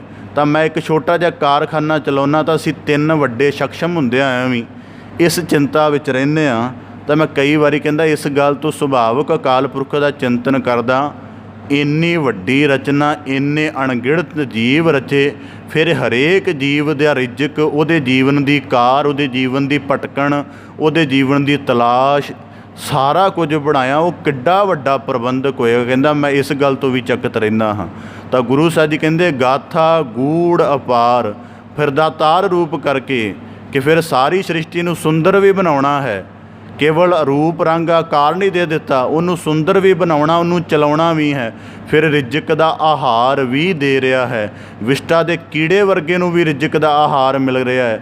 ਚਮਗਾਦੜ ਵਰਗੇ ਜੀਵ ਨੂੰ ਵੀ ਰਿਜ਼ਕ ਮਿਲ ਰਿਹਾ ਹੈ, ਅਤੇ ਹੰਸ ਵਰਗੇ ਜੀਵ ਨੂੰ ਜਿਹੜਾ ਮੋਤੀਆਂ ਦਾ ਆਹਾਰ ਹੈ ਉਹ ਵੀ ਮਿਲ ਰਿਹਾ ਹੈ। ਤਾਂ ਇਸੇ ਪ੍ਰਕਾਰ ਗੁਰੂ ਸਾਹਿਬ ਜੀ ਕਹਿੰਦੇ ਮਾਲਕ ਤੇਰੀ ਕਥਾ ਗੂੜ ਹੈ, ਕਿਸੇ ਪ੍ਰਕਾਰ ਕਰਕੇ ਨਹੀਂ ਬੁੱਝੀ ਜਾ ਸਕਦੀ। ਹੁਣ ਗੂੜ ਦਾ ਅਗਲਾ ਭਾਵ ਕੀ ਹੁੰਦਾ? ਹੁਣ ਆਰੰਭ ਤੋਂ ਗੱਲ ਚੱਲੀ ਸੀ ਕਿ ਇੱਕੋ ਪਰਮੇਸ਼ਰ ਤੋਂ ਰਚਨਾ ਹੋਈ। ਹੁਣ ਜਦੋਂ ਇੱਕ ਬੀਜ ਤੋਂ ਰੁੱਖ ਬਣਦਾ ਹੈ, ਤਾਂ ਉਸ ਰੁੱਖ ਜਦੋਂ ਫਲੀ ਭੂਤ ਹੋ ਗਿਆ, ਫਿਰ ਉਹਦੀ ਗੂੜ ਕਥਾ ਨੂੰ ਬੁੱਝਣ ਦੇ ਲਈ ਹੁਣ ਤੁਸੀਂ ਇਹ ਨਹੀਂ ਕਹਿ ਸਕਦੇ ਰੁੱਖ ਹੈ ਇਕੱਲਾ। ਉਹ ਰੁੱਖ ਦੇ ਵਿੱਚ ਕਈ ਪਾਰਟ ਬਣ ਗਏ ਨੇ। ਉਹਦਾ ਤਣਾ ਹੈ, ਉਹਦੀਆਂ ਸ਼ਾਖਾਵਾਂ ਨੇ, ਸ਼ਾਖਾਵਾਂ ਦੇ ਉੱਪਰ ਪੱਤੇ ਨੇ, ਪੱਤਿਆਂ ਦੇ ਉੱਪਰ ਫੇਰ ਇੱਕ ਤਰ੍ਹਾਂ ਦਾ ਜੀਵਨ ਹੈ, ਉਹਦੇ ਫੁੱਲਾਂ ਦਾ ਜੀਵਨ ਹੈ, ਉਹਦੇ ਫਲਾਂ ਦਾ ਜੀਵਨ ਹੈ, ਉਹਦੀਆਂ ਜੜ੍ਹਾਂ ਦਾ ਜੀਵਨ ਹੈ। ਅਤੇ ਉਹਦੇ ਹਰੇਕ ਪੱਤੇ ਦੇ ਜੀਵਨ ਦੀ ਕਿਰਿਆ ਨੂੰ ਬਾਰੀਕੀ ਨਾਲ ਬੁੱਝਣਾ, ਇਸ ਗੱਲ ਨੂੰ ਗੂੜ ਕਿਹਾ ਜਾਂਦਾ ਹੈ। ਤਾਂ ਗੁਰੂ ਸਾਹਿਬ ਜੀ ਕਹਿੰਦੇ ਗਾਥਾ ਗੂੜ, ਪਰਮੇਸ਼ਰ ਦੀ ਕਥਾ ਬੜੀ ਗੂੜ ਹੈ ਔਰ ਅਪਾਰ ਹੈ। ਇਹਦਾ ਮਤਲਬ ਇਹ ਨਹੀਂ ਕਿ ਜੇ ਮੈਂ ਬੜੀ ਬਾਰੀਕੀ ਦੇ ਵਿੱਚ ਬਿਆਨ ਕਰ ਦਿੱਤਾ, ਜਾਂ ਗੁਰੂ ਸਾਹਿਬ ਜੀ ਕਹਿੰਦੇ ਬੜਾ ਬਾਰੀਕ ਕਹਿ ਦਿੱਤਾ, ਅਤੇ ਇਹਦਾ ਮਤਲਬ ਨਹੀਂ ਕਿ ਉਹਦਾ ਕੋਈ ਪਾਰਾਵਾਰ ਹੈ। ਜਿਵੇਂ ਆਮ ਕਰਕੇ ਸਾਨੂੰ ਪਰਮੇਸ਼ਰ ਦੀ ਹਸਤੀ ਦਾ ਬਹੁਤ ਵੱਡਾ ਜ਼ਿਆਦਾ ਬੋਧ ਨਹੀਂ ਹੈ, ਤਾਂ ਕੋਈ ਸਾਡੇ ਪਾਸ ਆ ਕੇ ਉਹਦਾ ਬੜਾ ਬਾਰੀਕ ਬਿਆਨ ਕਰਦੇ, ਇੰਨਾ ਜ਼ਿਆਦਾ ਬਰੀਕ ਅਸੀਂ ਕਹੀਏ ਕਿ ਸਾਨੂੰ ਐਂ ਲੱਗੇ ਕਿ ਇਹਨੇ ਬਸ ਪੂਰਾ ਕਰ ਹੀ ਦਿੱਤਾ ਹੈ। ਪਰ ਗੁਰੂ ਸਾਹਿਬ ਜੀ ਕਹਿੰਦੇ ਇਹ ਕੁਝ ਕਹਿੰਦਿਆਂ ਹੋਇਆਂ ਵੀ ਅਪਾਰੰਗ, ਉਹ ਤਾਂ ਵੀ ਬੁੱਝਣ ਦੇ ਵਿੱਚ ਨਹੀਂ ਆਉਂਦਾ ਹੈ। ਗੁਰਬਾਣੀ 'ਚ ਵਾਕ ਆਉਂਦਾ, ਪੰਖੀ ਹੋਏ ਕਹਿ ਜੇ ਭਵਾਂ ਸਹਿ ਅਸਮਾਨੀ ਆ ਜਾਓ, ਨਦਰੀ ਕਿਸੈ ਨਾ ਆਵੋ, ਨਾ ਕਛ ਪੀਆ ਨਾ ਖਾਓ, ਭੀ ਤੇਰੀ ਕੀਮਤ ਨਾ ਪਵੈ, ਹਉ ਕੇਵਡ ਆਖਾ ਨਾ। ਫਿਰ ਵੀ ਕੀ ਕਰ ਲਵਾਂ ਜੇ ਪੰਛੀ ਬਣ ਜਾਵਾਂ, ਜੇ ਮੱਛੀ ਬਣ ਕੇ ਸਾਰੇ ਸਾਗਰ ਗਾਹ ਮਾਰਾਂ, ਤਾਂ ਗੁਰੂ ਸਾਹਿਬ ਜੀ ਕਹਿੰਦੇ ਤਾਂ ਕਿੱਡੀ ਕੁ ਵੱਡੀ ਗੱਲ ਹੈ। ਜੇ ਨਾਗਰ ਬਣ ਕੇ ਸਾਰੀ ਧਰਤੀ ਦਾ ਭ੍ਰਮਣ ਕਰ ਲਾਂ, ਤਾਂ ਵੀ ਤੇਰੀ ਮਾਲਕ ਸਿਫਤ ਸਲਾਹ ਦਾ ਅੰਤ ਨਹੀਂ। ਅਤੇ ਭਗਤ ਕਬੀਰ ਸਾਹਿਬ ਜੀ ਕਹਿੰਦੇ ਵਸੁਦਾ ਕਾਗਦ ਜਾਓ ਕਰੋ, ਹਰ ਜਸ ਲਿਖਣ ਨਾ ਜਾਏ। ਜੇ 7 ਸਮੁੰਦਰਾਂ ਦੇ ਜਲ ਨੂੰ ਸਿਆਹੀ ਬਣਾ ਲਿਆ ਜਾਵੇ, ਅਤੇ ਸਾਰੀ ਧਰਤੀ ਨੂੰ ਬ੍ਰਹਿਮੰਡ ਨੂੰ ਕਾਗਜ਼ ਬਣਾ ਲਿਆ ਜਾਵੇ, ਤਾਂ ਵੀ ਗੁਰੂ ਸਾਹਿਬ ਭਗਤ ਕਬੀਰ ਸਾਹਿਬ ਜੀ ਕਹਿੰਦੇ ਤੇਰੀ ਸਿਫਤ ਸਲਾਹ ਨਹੀਂ ਕਥੀ ਜਾ ਸਕਦੀ। ਤਾਂ ਗੁਰੂ ਸਾਹਿਬ ਜੀ ਕਹਿੰਦੇ ਗਾਥਾ ਗੂੜ, ਇਹ ਬੜੀ ਗੂੜ ਗੱਲ ਹੈ। ਹੁਣ ਇਹਨੂੰ ਕਥਾ ਦੇ ਨਾਲ ਥੋੜ੍ਹਾ ਸੰਬੰਧਿਤ ਕਰਕੇ, ਹੁਣ ਆਮ ਕਰਕੇ ਕਈ ਵਾਰੀ ਜਦੋਂ ਕਥਾ ਜਿਹੜੇ ਗੰਭੀਰ ਭਾਵ ਵਾਲੇ ਕਥਾਵਾਚਕ ਹੁੰਦੇ ਨੇ, ਉਹਨਾਂ ਦੇ ਸਰੋਤੇ ਘਟ ਜਾਂਦੇ ਨੇ, ਜਾਂ ਉਹਨਾਂ ਦੀ ਗੱਲ ਦੇ ਉੱਪਰ ਇਤਰਾਜ਼ ਹੋ ਜਾਂਦਾ ਹੈ ਕਿ ਬੜੀ ਗੱਲ ਬਰੀਕ ਹੈ, ਇਹਦੇ ਨਾਲ ਮੈਂ ਜੁੜਦਾ ਹੋਇਆ। ਇਸ ਕਰਕੇ ਇਹ ਕਿਸੇ ਮਨੁੱਖ ਦੀ ਗੱਲ ਨਹੀਂ ਹੈ, ਇਹ ਪਰਮੇਸ਼ਰ ਦੀ ਗੱਲ ਹੈ, ਗੁਰਬਾਣੀ ਅਤੇ ਅਕਾਲ ਪੁਰਖ ਦੀ ਗੱਲ ਹੈ। ਅਤੇ ਜਿੰਨਾ ਜ਼ਿਆਦਾ ਉਹ ਗੰਭੀਰ ਹੈ, ਅਸੀਂ ਉਹਨੂੰ ਕਥਾ ਦੁਆਰਾ ਖੋਜਣ ਦਾ, ਸਮਝਣ ਦਾ, ਉਹਦੇ ਅਨੁਭਵ ਨੂੰ ਮਾਨਣ ਦਾ ਯਤਨ ਕਰਨਾ, ਅਤੇ ਉਹਦੀ ਗੱਲ ਗੰਭੀਰ ਹੀ ਰਹੇਗੀ, ਗੂੜ ਹੀ ਰਹੇਗੀ। ਜੇ ਹਲਕੀ ਫੁਲਕੀ ਰਹੀ ਉਹ ਫਿਰ ਪਰਮੇਸ਼ਰ ਦੀ ਗੱਲ ਨਹੀਂ ਹੈ। ਪਰਮੇਸ਼ਰ ਦਾ ਤਾਂ ਗੀਤ ਵੀ ਬੜਾ ਗਹਿਰਾ ਹੈ। ਤਾਂ ਇਸੇ ਕਰਕੇ ਗੁਰੂ ਸਾਹਿਬ ਜੀ ਕਹਿੰਦੇ ਗਾਥਾ ਗੂੜ ਅਪਾਰੰਗ। ਸਾਡੇ ਕਾਲਜ ਦੇ ਪ੍ਰਿੰਸੀਪਲ ਗੰਗਾ ਸਿੰਘ ਜੀ, ਉਹਨਾਂ ਨੂੰ ਸ਼ਬਦਾਂ ਦੇ ਜਾਦੂਗਰ ਕਿਹਾ ਜਾਂਦਾ। ਉਹ ਪਟਨਾ ਸਾਹਿਬ ਹਰ ਸਾਲ ਕਥਾ ਕਰਦੇ ਸਨ। ਤਾਂ ਇੱਕ ਵਾਰੀ ਹਾਜ਼ਰੀ ਭਰਨ ਗਏ, ਉੱਥੋਂ ਦਾ ਮੈਨੇਜਰ ਬਹੁਤ ਸਿਆਣਾ ਸੀ। ਤਾਂ ਜਦੋਂ ਕਥਾ ਕਰਕੇ ਪਹਿਲੇ ਦਿਨ ਦੀ ਵਾਪਸ ਆਏ ਤਾਂ ਉਹ ਆ ਕੇ ਕਹਿਣ ਲੱਗੇ ਕਿ ਆਪਸ ਦੇ ਵਿੱਚ ਬੜੇ ਸਤਿਕਾਰ ਸਹਿਤ ਇੱਕ ਦੂਜੇ ਨਾਲ ਵਿਚਾਰਾਂ ਦੀ ਸਾਂਝ ਹੋਈ। ਤਾਂ ਪ੍ਰਿੰਸੀਪਲ ਗੰਗਾ ਸਿੰਘ ਦੇ ਕਹੇ ਹੋਏ ਬੋਲ ਆਮ ਕਰਕੇ ਬਹੁਤ ਘੱਟ ਮਨੁੱਖਾਂ ਨੂੰ ਸਮਝ ਆਉਂਦੇ ਸਨ ਕਿ ਇੰਨੇ ਬਾਰੀਕ ਔਰ ਇੰਨੇ ਬਹੁਤ ਤਰੀਕੇ ਨਾਲ ਕਿਹਾ ਜਾਂਦਾ ਸੀ। ਤਾਂ ਉਹ ਮੈਨੇਜਰ ਸਿਆਣਾ ਸੀ, ਕਹਿਣ ਲੱਗਾ ਪ੍ਰਿੰਸੀਪਲ ਸਾਹਿਬ, ਜਦੋਂ ਬੱਚੇ ਛੋਟੇ ਹੁੰਦੇ ਆ ਨਾ, ਤੋਤਲਾ ਬੋਲਦੇ ਆ, ਤਾਂ ਉਦੋਂ ਮਾਤਾ ਪਿਤਾ ਵੀ ਉਹਨਾਂ ਦੇ ਨਾਲ ਤੋਤਲਾ ਬੋਲਣ ਦੀ ਕੋਸ਼ਿਸ਼ ਕਰਦੇ ਨੇ ਤਾਂ ਕਿ ਉਹਨਾਂ ਦੇ ਨਾਲ ਸੰਬੰਧ ਬਣ ਜਾਏ, ਬੋਲ ਦੀ ਸਾਂਝ ਹੋ ਜਾਏ, ਸਨੇਹ ਵੱਧ ਜਾਏ, ਉਹ ਇੱਕ ਦੂਜੇ ਦੇ ਨੇੜੇ ਆ ਸਕਣ। ਇਸ ਕਰਕੇ ਮਾਤਾ ਪਿਤਾ ਵੀ ਤੋਤਲਾ ਬੋਲਦੇ ਨੇ। ਤੁਹਾਡੀ ਸ਼ਬਦ ਦਾ ਗਿਆਨ, ਤੁਹਾਡੀ ਸੁਰਤ ਦੀ ਗਹਿਰਾਈ, ਤੁਹਾਡੇ ਵਿਸ਼ੇ ਦੀ ਜਿਹੜੀ ਪਕੜ ਹੈ ਸ਼ਬਦ ਦੁਆਰਾ, ਬੜੀ ਬਾਰੀਕ ਹੈ, ਬੜੀ ਸੂਖਮ ਹੈ, ਆਮ ਸੰਗਤ ਦੀ ਪਕੜ ਵਿੱਚ ਨਹੀਂ ਆਉਂਦੀ। ਮੇਰਾ ਕਹਿਣ ਦਾ ਭਾਵ ਹੈ ਥੋੜ੍ਹਾ ਜਿਹੜਾ ਸਦਾ ਲੈਵਲ ਹੈ ਉਹਨੂੰ ਥੋੜ੍ਹਾ ਆਮ ਜਿਹਾ ਰੱਖਿਆ ਕਰੋ ਤਾਂ ਕਿ ਸੰਗਤ ਦੀ ਪਕੜ ਵਿੱਚ ਆ ਜਾਏ। ਕਿੱਡੀ ਕਮਾਲ ਦੀ ਦਲੀਲ ਰੱਖੀ ਉਸ ਬੰਦੇ ਨੇ, ਮੈਨੇਜਰ ਨੇ, ਪ੍ਰਿੰਸੀਪਲ ਗੰਗਾ ਸਿੰਘ ਦੇ ਸਾਹਮਣੇ। ਤਾਂ ਉਹ ਕਹਿਣ ਲੱਗੇ ਤੇਰੀ ਦਲੀਲ ਬੜੀ ਸੁੰਦਰ ਹੈ, ਬੜੀ ਕਾਮਯਾਬ ਹੈ, ਪਰ ਮੈਨੂੰ ਦੱਸ ਕਿ ਜਿਹਦੀ ਹਸਤੀ ਦੀ ਮੈਂ ਕਥਾ ਕਰਨੀ ਹੁੰਦੀ ਹੈ, ਕੀ ਉਹਦੀ ਹਸਤੀ ਨੂੰ ਇਹਨਾਂ ਹਲਕੇ ਉਪਮਾ ਵਿਸ਼ੇਸ਼ਣਾਂ ਦੇ ਨਾਲ ਬਿਆਨ ਕਰ ਸਕਾਂਗਾ? ਉਹ ਤਾਂ ਕਹਿੰਦੇ ਅਤ ਵੱਡਾ ਹੈ, ਅਤ ਉੱਚਾ ਹੈ, ਅਤ ਅਪਾਰ ਹੈ। ਮੇਰੀ ਬੁੱਧੀ ਫਿਰ ਕਿਸੇ ਸੀਮਾ ਦੇ ਵਿੱਚ, ਅਤੇ ਮੈਂ ਆਪਣੀ ਸੀਮਾਗਤ ਬੁੱਧੀ ਦੇ ਵਿੱਚੋਂ ਕਥਨ ਦਾ ਯਤਨ ਕਰਦਾ ਹਾਂ। ਇਸ ਕਰਕੇ ਉਹ ਓਡਾ ਵੱਡਾ, ਮੈਂ ਤੁਹਾਨੂੰ 0.1% ਵੀ ਨਹੀਂ ਕੱਥ ਸਕਦਾ। ਜੇ ਉਹਦੀ ਕੱਥਦਿਆਂ ਮੇਰੀ ਗੱਲ ਗੰਭੀਰ ਹੋ ਸਕਦੀ ਹੈ ਅਤੇ ਇਹਦੇ ਵਿੱਚ ਮੇਰਾ ਕੋਈ ਨੁਕਸ ਨਹੀਂ ਜਾਂ ਮੇਰੀ ਕੋਈ ਸਮਰੱਥ ਨਹੀਂ। ਉਹਦੀ ਗੱਲ ਹੀ ਐਡੀ ਵੱਡੀ ਹੈ ਕਿ ਇੰਨੀ ਬਰੀਕੀ ਦੇ ਵਿੱਚ ਹੀ ਕਹਿਣੀ ਪਏਗੀ। ਤਾਂ ਇਸੇ ਕਰਕੇ ਗੁਰੂ ਸਾਹਿਬ ਜੀ ਕਹਿੰਦੇ ਗਾਥਾ ਗੂੜ ਅਪਾਰੰਗ। ਅੱਜ ਸਾਡੀ ਕਥਾ ਦਾ ਨੇਚਰ ਬਦਲ ਗਈ ਹੈ, ਉਹਦੇ ਵਿੱਚ ਹੋਰ ਬੜਾ ਕੁਝ ਆ ਗਿਆ, ਹਲਕਾ ਫੁਲਕਾ ਜਿਹਾ। ਤਾਂ ਅਕਸਰ ਕਈ ਵਾਰੀ ਕਈ ਸਤਸੰਗੀਆਂ ਨੇ ਕਿਹਾ ਵੀ ਕਥਾ ਹਲਕੀ ਫੁਲਕੀ ਚਾਹੀਦੀ ਹੈ। ਜਿਵੇਂ ਅੱਜ ਵਰਤਮਾਨ ਸਮੇਂ 'ਚ ਮਨੁੱਖ ਖੁਰਾਕ ਦੇ ਤੌਰ 'ਤੇ ਦੇਸੀ ਘਿਓ ਨਹੀਂ ਪਚਾ ਸਕਦਾ ਨਾ, ਉਹਨੂੰ ਦੂਜੇ ਦਿਨ ਹੀ ਹੋਰ ਸਮੱਸਿਆ ਆਉਣ ਲੱਗ ਪੈਂਦੀਆਂ ਨੇ ਸਰੀਰਕ ਪੱਧਰ 'ਤੇ। ਅਤੇ ਕਿਉਂਕਿ ਸਰੀਰ ਦੀ ਨਾ ਉਹ ਇੰਨੀ ਸਾਧਨਾ ਰਹਿ ਗਈ ਹੈ। ਇਸੇ ਪ੍ਰਕਾਰ ਹੁਣ ਸੁਰਤ, ਮਨ ਅਤੇ ਬੁੱਧੀ ਇੰਨੀ ਮਜ਼ਬੂਤ ਰਹਿ ਹੀ ਨਹੀਂ ਗਈ ਕਿ ਜਿਹੜੀ ਗਿਆਨ ਦੀ ਗੱਲ ਗੁਰੂ ਸ਼ਬਦ ਦੀ ਬੜੀ ਕੱਟ ਕੇ, ਬੜੀ ਨਿਸ਼ਚਿਤ ਰੂਪ ਵਿੱਚ ਆਉਣੀ ਹੈ, ਉਹਨੂੰ ਪਹਿਲਾਂ ਸੁਣ ਸਕੇ ਅਤੇ ਫਿਰ ਪਕੜ ਸਕੇ ਅਤੇ ਫਿਰ ਦ੍ਰਿੜ ਕਰ ਸਕੇ। ਤਾਂ ਗੁਰੂ ਸਾਹਿਬ ਜੀ ਕਹਿੰਦੇ ਗਾਥਾ ਗੂੜ ਅਪਾਰੰਗ ਸਮਝਣੰ ਬਿਰਲਾ ਜਨਤ। ਪ੍ਰਿੰਸੀਪਲ ਗੰਗਾ ਸਿੰਘ ਜੀ ਕਹਿਣ ਲੱਗੇ ਮੈਂ ਤਾਂ ਯਤਨ ਕਰਦਾ ਉਹਦੇ ਤੱਕ ਪਹੁੰਚਣ ਦੀ, ਉਹਦੀ ਗੱਲ ਦੇ ਹੋਰ ਨੇੜੇ ਹੋਣ ਦੀ। ਉਹਦੀ ਗੱਲ ਕੱਥਦਿਆਂ ਮੇਰੀ ਗੱਲ ਬਰੀਕ ਹੋ ਜਾਂਦੀ, ਗੰਭੀਰ ਹੋ ਜਾਂਦੀ ਹੈ। ਇਹਦੇ ਵਿੱਚ ਮੇਰਾ ਕੀ ਕਸੂਰ ਹੈ? ਇਹਦੇ ਵਿੱਚ ਮੈਂ ਕੀ ਕਰ ਸਕਦਾ ਹਾਂ? ਇਹਦਾ ਮਤਲਬ ਹੈ ਗਾਥਾ ਗੂੜ ਅਪਾਰੰਗ, ਬੜੀ ਗੂੜਤਾ ਕਰਕੇ ਕਥਿਆ ਜਾਂਦਾ। ਹੁਣ ਅਸੀਂ ਗੁਰੂ ਗ੍ਰੰਥ ਸਾਹਿਬ ਮਹਾਰਾਜ ਜੀ ਦੀ ਬਾਣੀ ਪੜ੍ਹਦੇ ਹਾਂ, ਤਾਂ ਗੁਰੂ ਗ੍ਰੰਥ ਸਾਹਿਬ ਮਹਾਰਾਜ ਜੀ ਦੀ ਬਾਣੀ 'ਚ ਪਰਮੇਸ਼ਰ ਦੀ ਹਸਤੀ ਦਾ ਕਿੰਨਾ ਵੱਡਾ ਜ਼ਿਕਰ ਆਉਂਦਾ ਹੈ, ਕਿੰਨਿਆਂ ਕਰਕੇ ਜ਼ਿਕਰ ਆਉਂਦਾ ਹੈ। ਤਾਂ ਗੁਰੂ ਸਾਹਿਬ ਜੀ ਜਦੋਂ ਆਖਦੇ ਹਨ ਵੱਡੀ ਹੂੰ ਵੱਡਾ ਅਪਾਰ ਤੇਰਾ ਮਰਤਬਾ, ਅੱਗੇ ਫਰਮਾਉਂਦੇ ਨੇ ਰੰਗ ਪਰੰਗ ਅਨੇਕ ਨਾ ਜਾਪਨ ਕਰਤਬਾ। ਇਹ ਰੰਗਾਂ ਦਾ ਕੈਸਾ ਕੌਤਕ ਰਚਦਾ ਮਨੁੱਖ। ਇੱਕ ਪਾਸੇ ਕਾਲੇ ਬੱਦਲ ਹੁੰਦੇ ਨੇ, ਉਹਨਾਂ 'ਤੇ ਸਤਰੰਗੀ ਪੀਂਘ ਬਣਾ ਦਿੰਦਾ। ਇੱਕ ਪਾਸੇ ਸੁੰਦਰਤਾ ਹੈ, ਉਹਦੇ ਥੱਲੇ ਕਰੂਪਤਾ ਲੁਕਾਈ ਹੋਈ ਹੈ। ਭਾਵੇਂ ਸਾਡੀ ਚਮੜੀ, ਜਿਵੇਂ ਸ਼ੁਰੂ 'ਚ ਬਚਨ ਆਏ ਸੀ ਇਸੇ ਗਾਥਾ ਦੀ ਬਾਣੀ ਦੇ ਵਿੱਚ ਕਿ ਚਮੜੀ ਸਾਡੀ ਸੁੰਦਰ ਹੈ ਪਰ ਅੰਦਰ ਦੁਰਗੰਧੀ ਭਰੀ ਹੋਈ ਹੈ। ਤਾਂ ਇਸੇ ਪ੍ਰਕਾਰ ਗੁਰੂ ਸਾਹਿਬ ਜੀ ਕਹਿੰਦੇ ਕਿਆ ਤੇਰੀ ਅਚਰਜਤਾ, ਤੂੰ ਵਿਆਪਕ ਕਿਵੇਂ ਹੈ? ਤਾਂ ਗੁਰੂ ਸਾਹਿਬ ਜੀ ਕਹਿੰਦੇ ਸਮਝਣੰ ਬਿਰਲਾ ਜਨੇ। ਹੁਣ ਗੁਰੂ ਸਾਹਿਬ ਜੀ ਨੇ ਸ਼ਬਦ ਵਰਤਿਆ ਸਮਝਣੰ। ਹੁਣ ਕਹਾਂਗੇ ਕਿ ਪਰਮੇਸ਼ਰ ਦੀ ਗੱਲ ਸਮਝਣੀ ਤਾਂ ਸੌਖੀ ਹੈ, ਐਡੀ ਕਿੱਡੀ ਗੱਲ ਹੈ। ਤਾਂ ਗੁਰੂ ਸਾਹਿਬ ਜੀ ਕਹਿੰਦੇ ਸਮਝਣੰ ਦਾ ਮਤਲਬ ਹੈ ਕਿ ਜਿਹੜਾ ਅਸੀਂ 6-7 ਨੁਕਤਿਆਂ ਕਰਕੇ ਪਰਮੇਸ਼ਰ ਦੀ ਹਸਤੀ ਦਾ ਵਰਣਨ ਸਮਝਣ ਦਾ ਕਹਿਣ ਦਾ ਯਤਨ ਕੀਤਾ, ਇਹ ਕੇਵਲ ਕਹਿਣ ਮਾਤਰ ਹੈ। ਇਹ ਸਾਡੀ ਸਮਝ ਵਿੱਚ ਨਹੀਂ। ਜੇ ਸਾਡੀ ਸਮਝ ਵਿੱਚ ਆਵੇ ਤਾਂ ਸਾਨੂੰ ਪੂਰਾ ਅਨੁਭਵ ਹੋ ਜਾਵੇ ਕਿ ਇਹ ਜਗ ਸੱਚੇ ਕੀ ਹੈ ਕੋਠੜੀ, ਸੱਚੇ ਕਾ ਵਿੱਚ ਵਾਸ। ਜੇ ਅਸੀਂ ਉਸ ਮਾਲਕ ਦੇ ਦੀਦਾਰ ਨੂੰ, ਉਦਾਹਰਨ ਦੇ ਤੌਰ 'ਤੇ ਸੰਸਾਰ ਦੇ ਵਿੱਚ ਬੜੀਆਂ ਖੇਡਾਂ ਚੱਲਦੀਆਂ ਨੇ, ਕਿਸੇ ਨਾ ਕਿਸੇ ਖੇਡ ਦਾ ਸਾਨੂੰ ਵੀ ਗਿਆਨ ਹੋਵੇਗਾ।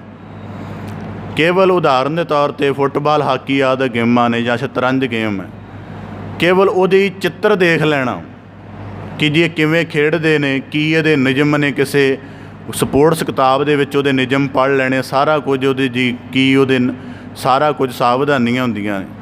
ਕੀ ਇੰਨੀਆਂ ਪੜ੍ਹਨ ਦੇ ਨਾਲ ਫੁੱਟਬਾਲ ਦੇ ਖਿਡਾਰੀ ਬਣ ਜਾਵਾਂਗੇ?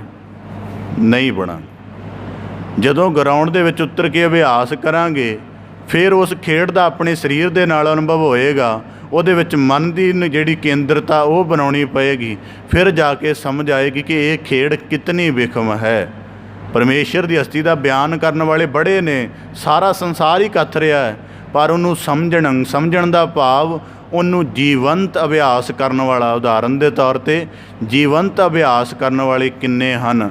ਤਾਂ ਹੁਣ ਜਿਵੇਂ ਵਰਖਾ ਦਾ ਪੱਧਰ ਵਰਸਦਾ ਹੈ, ਉਦਾਹਰਨ ਦੇ ਤੌਰ 'ਤੇ ਮਨੁੱਖ ਚਿੰਤਾ ਕਰਦਾ ਹੈ ਆਪਣੇ ਪੱਧਰ ਦੀ ਕਿ ਮੈਂ ਝੋਨੇ ਦਾ ਖੇਤ ਲਗਾ ਰਿਹਾ ਅਤੇ ਵਰਖਾ ਹੋ ਜਾਏ ਅਤੇ ਮੇਰਾ ਆਪਣਾ ਕੰਮ ਸੂਤਰ ਆ ਜਾਏ, ਪਰ ਪਰਮੇਸ਼ਰ ਨੇ ਉਸ ਮੀਂਹ ਦੇ ਵਿੱਚ ਕਿੰਨਿਆਂ ਦਾ ਭਲਾ ਸਮਾਇਆ ਹੋਇਆ ਹੈ, ਇਹ ਅਸੀਂ ਨਹੀਂ ਬੁੱਝ ਸਕਦੇ। ਗੰਡੋਏ ਵਰਗਾ ਜੀਵ ਆਮ ਨਜ਼ਰ ਨਹੀਂ ਆਉਂਦਾ। ਜਦੋਂ ਬਹੁਤ ਗਹਿਰਾ ਮੀਂਹ ਪੈ ਜਾਏ ਅਤੇ ਧਰਤੀ ਦੀ ਹੇਠਲੀ ਸਤ੍ਹਾ 'ਤੇ ਬਹੁਤ ਗਹਿਰਾ ਪਾਣੀ ਚੱਲ ਜਾਏ, ਫਿਰ ਉਹਨੂੰ ਥੋੜ੍ਹਾ ਆਮ ਜਿਹਾ ਅਨੁਭਵ ਹੁੰਦਾ ਅਤੇ ਉਹ ਬਾਹਰ ਨਿਕਲ ਕੇ ਉਹਦਾ ਰਸ ਜਿਹਾ ਮਾਣਦਾ ਹੈ। ਤਾਂ ਇਸੇ ਪ੍ਰਕਾਰ ਗੁਰੂ ਸਾਹਿਬ ਜੀ ਕਹਿੰਦੇ ਸਮਝਣ ਦਾ ਭਾਵ ਕਿ ਇਹਨੂੰ ਜਾਣਦੇ ਬੜੇ ਨੇ। ਬੜੇ ਕਹਿਣਗੇ ਅਕਾਲ ਪੁਰਖ ਸਾਰੀ ਜਗ੍ਹਾ ਹੈ, ਪਰ ਇਹਨੂੰ ਸਮਝਣ ਵਾਲੇ, ਉਦਾਹਰਨ ਦੇ ਤੌਰ 'ਤੇ ਬਹੁਤ ਗੁਰੂ ਸਾਹਿਬ ਜੀ ਕਹਿੰਦੇ ਬਿਰਲਾ ਜਨ, ਵਿਰਲੇ ਹਨ ਜਿਹੜੇ ਇਸ ਗੱਲ ਨੂੰ ਬੁੱਝਦੇ ਹਨ। ਤਾਂ ਗੁਰੂ ਹੁਣ ਬਿਰਲਾ ਜਨਾਂ ਦੀ ਇੱਕ ਉਦਾਹਰਨ ਤੁਹਾਡੇ ਸਾਹਮਣੇ ਰੱਖਾਂ। ਹੁਣ ਅਸੀਂ ਗੱਲ ਕੀਤੀ ਸੀ ਰਸ ਦੀ, ਵੀ ਰਸ ਕਰਕੇ ਮਾਲਕ ਵਿਆਪਕ ਹੈ। ਭਾਈ ਵੀਰ ਸਿੰਘ ਜੀ ਆਪਣੇ ਬਗੀਚੇ ਵਿੱਚ ਇੱਕ ਦਫਾ ਟਹਿਲ ਰਹੇ ਸਨ, ਤਾਂ ਕੋਈ ਗੁਰਸਿੱਖ ਇਸਤਰੀ ਉਹਨਾਂ ਦੇ ਨਾਲ ਵਿਚਾਰਾਂ ਦੀ ਸਾਂਝ ਕਰਕੇ ਗਈ, ਤਾਂ ਉਹਨਾਂ ਦੇਖਿਆ ਕਿ ਅੱਜ ਭਾਈ ਸਾਹਿਬ ਬੜੇ ਰੰਗ ਵਿੱਚ ਨੇ। ਗੁਰਮੁਖ ਵੈਸੇ ਰੰਗ ਵਿੱਚ ਰਹਿੰਦਾ, ਗੁਰਬਾਣੀ 'ਚ ਵਾਕ ਆਉਂਦਾ ਹੈ। ਉਹ ਇੱਕ ਦਿਨ ਵਾਕ ਵਾਚ ਰਿਹਾ ਸੀ ਕਿ ਗੁਰੂ ਸਾਹਿਬ ਨੇ ਕਿੱਡੀ ਵੱਡੀ ਗੱਲ ਕਹੀ ਹੈ, ਰੰਗ ਹੱਸੇ ਰੰਗ ਰੋਵੇ ਚੁੱਪ ਭੀ ਕਰ ਜਾਏ, ਪ੍ਰਵਾਹ ਨਾ ਹੀ ਕਿਸੈ ਕੇਰੀ ਬਾਝ ਸੱਚੇ। ਨਾ ਉਹਦਾ ਰੋਣਾ ਵੀ ਰੰਗ ਵਿੱਚ ਹੁੰਦਾ ਹੈ, ਹੱਸਣਾ ਵੀ ਰੰਗ ਵਿੱਚ, ਮਤਲਬ ਕਿਸੇ ਵੱਡੀ ਬਸਤੀ ਦੇ ਵਿੱਚ ਹੁੰਦਾ ਹੈ। ਤਾਂ ਜਦੋਂ ਬੀਬੀ ਆ ਰਹੀ ਸੀ ਤਾਂ ਇੱਧਰੋਂ ਡਾਕਟਰ ਸੇਵਾ ਸਿੰਘ ਤਾਂ ਡਾਕਟਰ ਜਸਵੰਤ ਸਿੰਘ ਨੇਕੀ ਜਾ ਰਹੇ ਸਨ। ਉਹ ਕਹਿੰਦੇ ਕਿੱਧਰ ਜਾ ਰਹੇ? ਕਹਿੰਦੇ ਭਾਈ ਵੀਰ ਸਿੰਘ ਜੀ ਨੂੰ ਮਿਲਣ। ਕਹਿੰਦੇ ਜਲਦੀ ਚਾਹੋ, ਅੱਜ ਉਹ ਬੜੇ ਰੰਗ ਵਿੱਚ ਨੇ, ਬੜੀ ਵੱਡੀ ਮਸਤੀ ਦੇ ਵਿੱਚ ਨੇ, ਵਿਸਮਾਦ ਦੇ ਹੁਲਾਰੇ ਮਾਣ ਰਹੇ ਨੇ। ਉਹ ਗਏ ਤਾਂ ਉਹ ਨਾਲ ਟਹਿਲ ਰਹੇ ਸਨ। ਤਾਂ ਡਾਕਟਰ ਸੇਵਾ ਸਿੰਘ ਨੇ ਜਸਵੰਤ ਸਿੰਘ ਨੇਕੀ ਦਾ ਤਾਰਫ ਕਰਵਾਇਆ ਕਿ ਇਹ ਡਾਕਟਰ ਸਾਹਿਬ ਹਨ ਅਤੇ ਮਨੋਵਿਗਿਆਨਕ ਡਾਕਟਰ ਹਨ, ਸਾਈਕੈਟਰੀ ਦੇ ਮਤਲਬ ਡਿਪਾਰਟਮੈਂਟ ਦੇ ਹੈੱਡ ਨੇ। ਕਹਿੰਦੇ ਜੀ ਠੀਕ ਹੈ। ਤਾਂ ਉਹ ਨਾਲ ਟਹਿਲ ਰਹੇ ਸਨ, ਨਾਲ ਗੱਲਾਂ ਬਾਤਾਂ ਕਰ ਰਹੇ ਸਨ, ਵਿਚਾਰਾਂ ਕਰ ਰਹੇ ਸਨ। ਤਾਂ ਇਤਨੇ ਨੂੰ ਇੱਕ ਫੁੱਲ ਵੱਲ ਗੌਰ ਨਾਲ ਦੇਖਣ ਲੱਗ ਪਏ। ਤਾਂ ਉਹ ਦੇਖਿਆ ਕਿ ਉਸ ਫੁੱਲ ਦੇ ਉੱਪਰ ਤਿਤਲੀ ਬੈਠੀ ਜਾਂ ਕੋਈ ਭੌਰਾ ਬੈਠਿਆ। ਉਹਨੇ ਉਹ ਕੁਝ ਸਮਾਂ ਬੈਠ ਕੇ ਉੱਠ ਕੇ ਉਹ ਭੌਰਾ ਉੱਡ ਗਿਆ, ਤਿਤਲੀ ਉੱਡ ਗਈ। ਤਾਂ ਭਾਈ ਵੀਰ ਸਿੰਘ ਜੀ ਨੇ ਡਾਕਟਰ ਜਸਵੰਤ ਸਿੰਘ ਨੇਕੀ ਨੂੰ ਕਿ ਡਾਕਟਰ ਹੈ, ਪਰ ਇਹਦੀ ਦ੍ਰਿਸ਼ਟੀ ਕਿੰਨੀ ਕੁ ਬਰੀਕ ਹੈ। ਕਹਿੰਦੇ ਤੁਸੀਂ ਕੀ ਦੇਖਿਆ?